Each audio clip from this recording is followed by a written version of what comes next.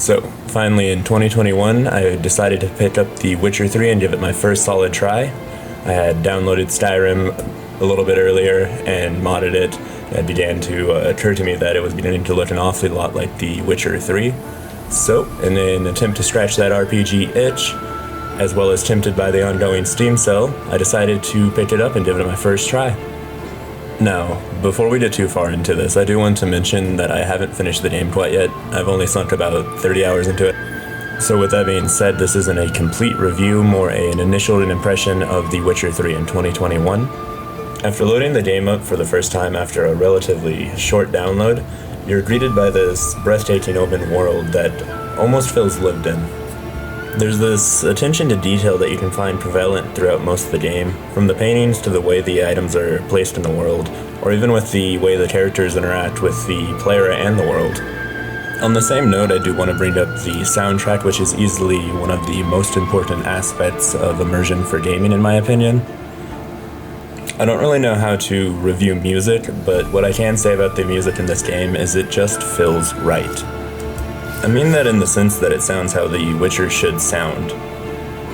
That you can tell it's an area of the game that they obviously gave a lot of love to. But moving on from how the game looks and feels, how's the gameplay and how's the story?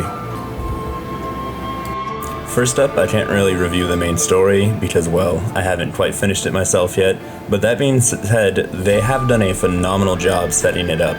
I often find the only issue I have completing side quests or side content is prying myself away from the main story to go complete it. Speaking of the side quest, I find it hard to think of anything but praise to shower them with. I was surprised to find out that they were fully voice acted, as well as often had interesting situations with multiple choices leading to different outcomes. And lastly, that brings us to gameplay. Now, how does it feel to move through this world? Mostly it's pleasant, but occasionally I can find it's a bit difficult to get Geralt to face the correct direction, which is only really an issue in combat. Now, I've heard controller might be better for this, but I'm stubborn. Outside of that, my only other real gripe is the fast travel system, being you got to go to a fast travel point to travel, but this is easily remedied with mods. Now, what about combat? Your bread and butter is going to be your two swords and your signs. When it comes to combat in the game, much like the rest of the game, it's incredibly aesthetically pleasing. The way Geralt moves through the fight is kind of like a dancer or something from the water dance from Braavos and Game of Thrones. The other part of combat is your signs, which is basically how you use magic in the game.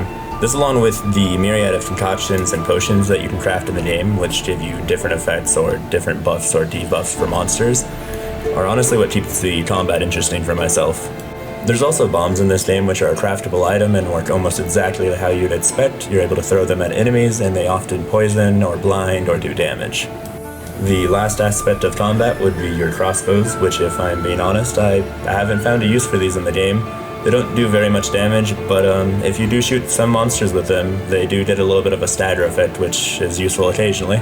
Now, the last thing that we're going to be talking about is gathering and crafting. It's pretty much what you'd expect from a game like this, with the exception being that there's going to be a gathering spot about every 5 feet in this game. But what I do like is learning new recipes isn't as simple as leveling up. You actually gotta explore the world and complete the side objectives to largely collect crafting recipes. With everything being said, I would wholeheartedly recommend this game to anyone who has not played it, especially if you're able to find it on sale like I did myself. Honestly, I just find myself constantly kicking myself for not playing this game sooner. That's all I have to say this time. If you made it to the end of the video, please consider dropping a like and subscribing. Thank you. This is the S Inside Entertainment tuning out.